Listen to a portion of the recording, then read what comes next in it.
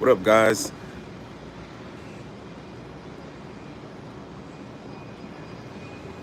That sun is blaring.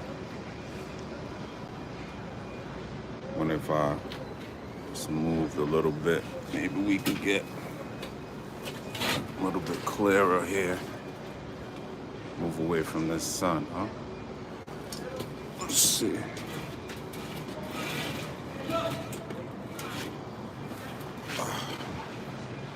Is that better? That looks better.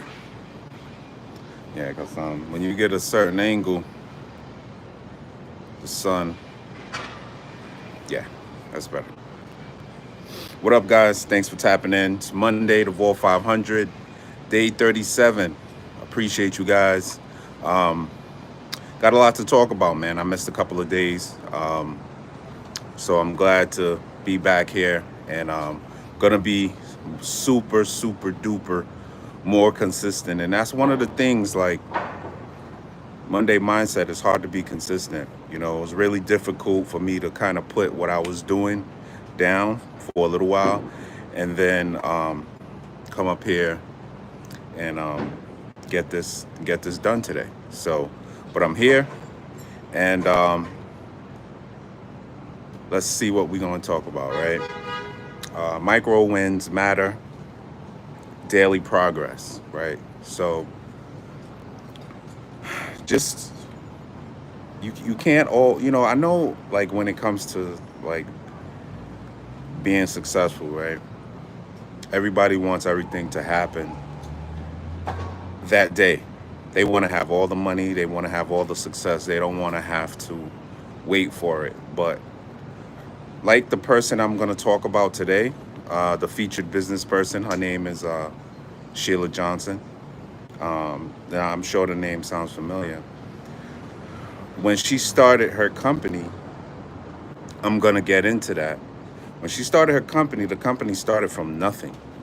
And they I think they started it with her husband put in 15,000 and she put in 15,000, and then they incorporated the business, and they started from nothing, basically. So when I say micro wins, daily micro wins, like, you got to start stacking up those little wins. You can't be afraid to stack, little wins. And that's what success is built on. You know what I mean? It's built on those little wins that you do every day. Like me getting up and getting on here when I didn't want to. Like, I had other things that I needed to do today, but I said, you know what? I got to stop. And I got to get on here because I said I'm going to do 500 days straight, right? This is the Vault 500, and I'm going to be on here 500 days straight talking to you guys. So I had to stop what I was doing, get up here, and get on and talk with you guys because I made a promise to myself, right? So micro wins matter, man. Discipline, you know what I mean? Daily habits, right? Not moods. Now, that's important, daily habits, not moves, because I did not want to do this today, right? I didn't want to get up and get on here. But sometimes you just got to keep it pushing. And you got to figure things out along the way. Be like, well, why am I doing this, or what? Like, when you see a lot of people, like these streamers and these successful people, there's a lot of days where they don't feel like getting up there and doing it. But they get up there and they do it anyway because they say, you know what? I'm doing this, and it's building something. I'm building something by getting on here, and by me getting on here today, I'm building, I'm progressing, because not only am I learning about the people that I feature. So everybody that I feature on the Vault 500, I don't really know that much about them. I know a little bit, but I don't know, like, a whole lot. Like today, I'm going to feature someone named Sheila Johnson. And Sheila Johnson is one of the founders of BET, right? And you know what? When I found out about Sheila Johnson, I heard that she was getting divorced from Bob Johnson. And the first thing that popped in my head, because Bob Johnson was the one that was always in the spotlight. He was the one that everybody knew. So when I heard Sheila Johnson, I was like, oh man, his wife gonna get half his stuff. You know, oh man, that's messed up. But I didn't know that she was part owner of BET, and she put up half her money, and she was like a top executive at the company. I didn't know those things because Bob Johnson was the one that was always in the forefront. So,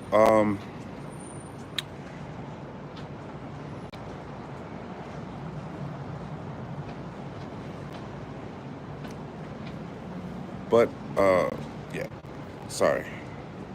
But back to what I was saying, I didn't really know who she was, you know. But she put her work in, and she deserved to become a billionaire. She is actually the first African American African American billionaire in America. You know, Sheila Johnson, and I didn't know that she had put in so much work. So, you know, when I did the research, I was like, wow, you know, she's a brilliant woman. And as you're gonna learn more about her today, right? So you know what? Let's get into who she is, right? She's the co-founder of BET. She's the first black woman billionaire, and she after she created BET, she went on to create Salamander Hotels and Resorts. And something that she always says is, "Don't let others limit your vision." Um, this is her right there. So, like I was saying, when I did the research, I thought that she was just a woman that was going to get part of Bob Johnson's estate, which he was selling. BET sold for $3 billion, and I guess she split it with him. She became a billionaire. Bob Johnson became a billionaire, and I guess they split it up together. You know, so if you guys really don't know the story, they started BET around, this is Black Entertainment Television, right? They started BET around 1980, and she put up 15,000 out of her pocket, and her husband Bob Johnson put in 15,000 from his pocket. And then they got spent the what 40 something bucks at the time to get the company incorporated. Now it's probably like $600 or $700 to get incorporated or something like that. I don't know. It's been a while since I've done that too, but so it was a total of $30,000 for them to start BET. And when you look at the stats, the BET wasn't worth anything. It was worth zero when they started. And then they ended up selling it for $3 billion. And she was very active in building BET. And this is something that I didn't know. You know, this is something that I learned myself from doing the research, right? So let's get into maybe one of these articles. Um, this is an article that I found in Inc. Uh, so you know what? Not only does she own, um, she sold BET and became a billionaire. She started her hotels, and she also owns a couple of sports teams. I think she owns a WNBA team. I think she owns a hockey team, and she owns another team. You know, I guess we're gonna go over that, right? So let's get into this right here.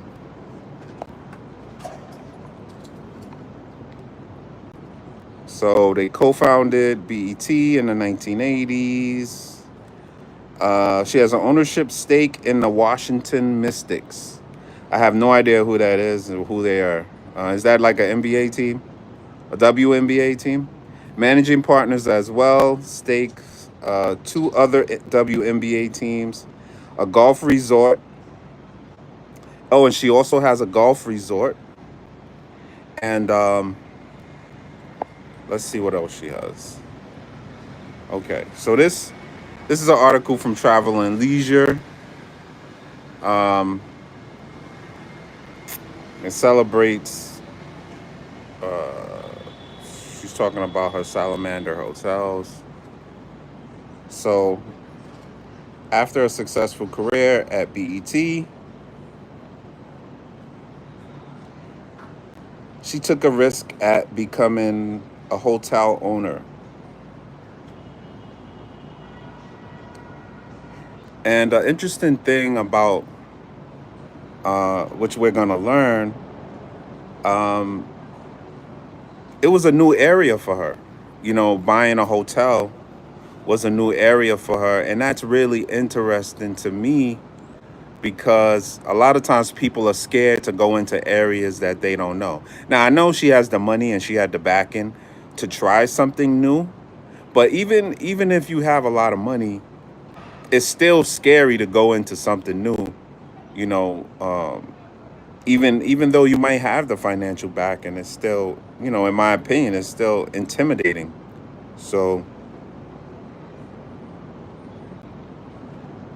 says after BET, I was trying to rediscover myself and learn to be out on my own. When I moved to Virginia, I was still young. So even though she's a billionaire, mind you, she wants to start a new career.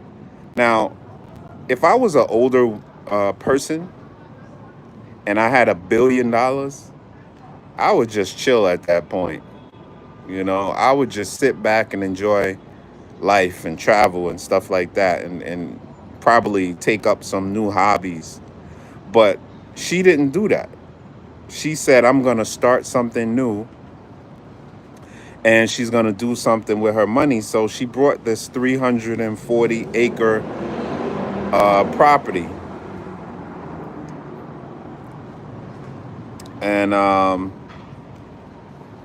And look, she takes a stance. And this is something that's consistent with people that become billionaires, right? They find something where there's an issue, where there's a problem. You know, now this is interesting. These billionaires, like I've on the Vor 500, I featured like a couple of people, very successful multimillionaires, billionaires, right? And one thing that's consistent with them is that they always find a problem. They always go into areas where they need help. And that's one thing that's been consistent, because you notice she said the reason why she started a hotel was because she saw that the area was going downhill. She saw the area was going downhill, and she said, hey, I'm going to try to build up this economy and try to make people come back. And you know what I mean? Because usually when an area is going downhill, people start to move out. And when people start to move out of a particular area, now the city starts to lose money because there's less people, because of the job market, right? The money that they're charging for taxes for people to work and all of that stuff. If you have everyone that's moving out, it's not good for the area, right? So she was smart. She said, hey, I'm going to build a hotel and I'm going to bring jobs, and it's going to bring the area up, and people are going to want to come here again. Now, if you notice somebody who's doing the same thing, 50 Cent. 50 Cent is, I forgot, what's the name of the area that 50 Cent? He actually is investing. He bought a well, he's renting out a studio for a very low price. I think it's in Louisiana. I think it's in Louisiana, if I'm not mistaken. And the reason a lot of people don't really understand the why he did it. The area, he said, was going downhill, and a lot of people was leaving. So that means when you don't have enough people, you don't have people to tax. The economy is bad. There's not enough jobs. So what 50 Cent did was he said, hey, I'm going to build my movie studio here, and I'm going to bring back jobs, and I'm going to make people want to come here, and it's going to boost the economy. So she was thinking the same way when she said, hey, I'm going to build my hotel in this community. I'm going to help build the economy. I'm going to bring jobs, and I'm going to make people want to come back here again. So That's the same thing that 50 Cent is doing, but he's just, a younger person that's doing it right now. But she, that's what, it says right here, the town was going downhill. So I knew if I opened a resort, it would be the financial anchor, right? That's important because, that's something that this mindset Monday, right? Being consistent, getting up and making sure you're doing what you're supposed to do. She said, "Hey, I'm going to fill this void." And when they started BET, she started BET with her husband with $30,000. They were filling a void because there were a lot of African American television. I don't even know if there even was an African American TV station owned by African Americans in 1980. So she was filling a void. So one thing as a business person that you can learn from her is she knows how to recognize problems and issues, and she uses her resources, right? She has $1 billion or whatever. She's going to use her resources to build that economy. It's the same thing what 50 Cent's doing with his film studio. He's building his film studio. He's going to create hundreds and hundreds of jobs, and he's going to bring the economy back up because now the city can tax these people, tax their salaries. They're going to use that money to build the city, and he's going to also get people are also going to want to move back. So restaurants and stuff like that are going to open up, and it's just going to help build the economy, and that's what she's doing literally by opening up a hotel. She's building the economy in that area, and she said that it was going down. So that's one thing that we can really learn from her as a business person is her ability to recognize issues, and then she says, you know what, I'm gonna work on changing that, and I'm gonna try to make that better. And that's what BET did. Even though a lot of people say that the BET has gone downhill and that it's not owned by African Americans anymore, which is probably true, but we're talking about at the time, and we're talking about her as a business person. We're not really talking about BET and where BET is right now because a lot of people are gonna disagree with where BET is, right? So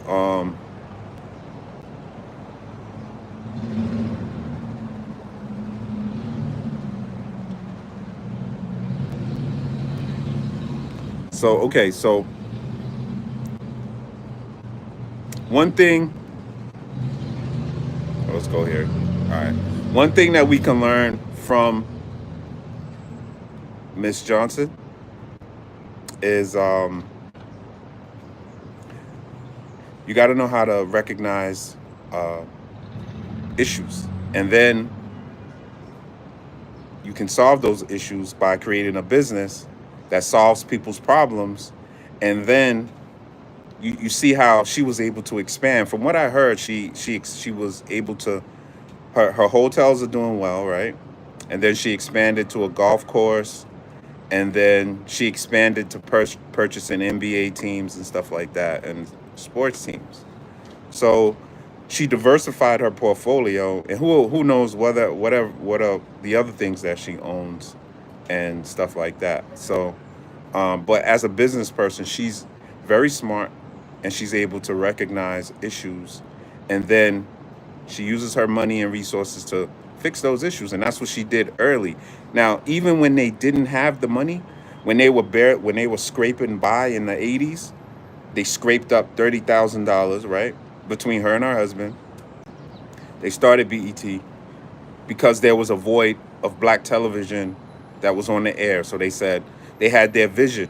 And I remember watching BET when I was young, and it was like a lot of gospel music, and it was all about the church, and it evolved into what it is today because I remember every time I turned on BET, they had like R&B and stuff like that, but it evolved to like hip hop, and then once, I guess hip hop is what really made them really blow up, hip hop and R&B music, because they were doing gospel music for a while, and I don't know how well that was doing. I don't really know how. I don't listen to gospel music, so I don't really know how popular gospel music is. I know that it's pretty popular now, but I'm talking about in the 80s or whatever, in the 90s. I think really R&B and hip hop is what really sparked the success of BET, right? And they were filling a void. Every time that BET became even more successful, they were filling a void. They filled the void of black television. Then they filled the void of hip hop. There was not a lot of hip hop on TV, and in like the 90s, there wasn't a lot of hip hop on television. They put hip hop on TV, and then um, they just put they was filling the void. You know what I mean? So again, I'm talking about Sheila Johnson. She's one of the founders of BET with her husband, Bob Johnson. Now, like I was saying, I didn't really know much about her, so I'm learning with you guys. I'm learning about her businesses. I'm learning about her business IQ. You know, she's very intelligent, and I'm learning about her role in BET. I never knew that she was a BET executive.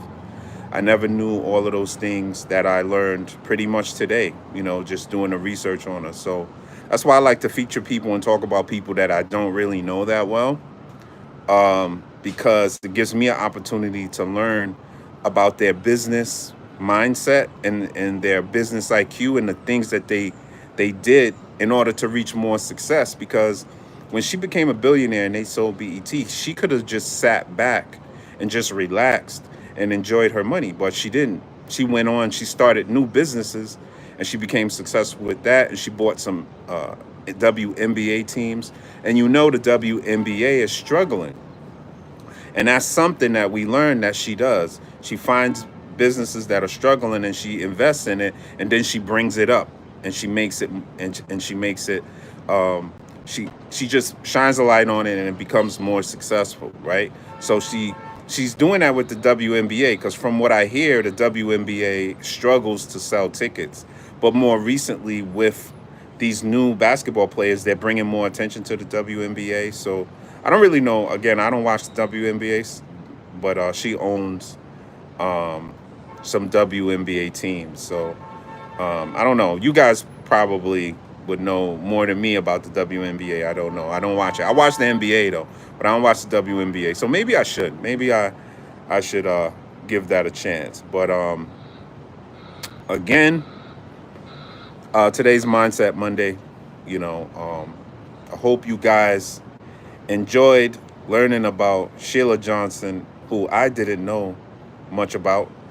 I didn't know, you know, her. All she was such a talented young woman, the first black woman to become a billionaire in the United States. Didn't know these things about her. Well, I knew that because I knew she was getting half of Bob Johnson money, and then he had 3 billion. So I know that she would become a billionaire because she was getting half. All right, so Mindset Monday. Appreciate you guys for tapping in.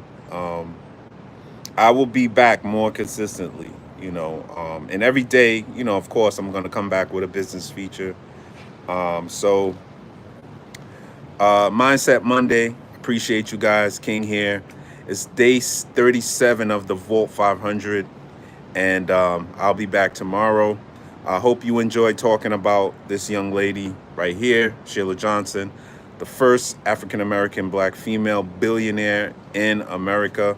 Super proud of her, super proud to know more information about her that I didn't know, and her abilities and her business IQ and all of that. She's a very intelligent, successful woman, and it's very motivational to me, and I hope, you know, she motivates you guys. So I'll be back tomorrow. King here. Appreciate you guys spending a little time with me. Hope you come back tomorrow. Talk to you guys tomorrow. Later.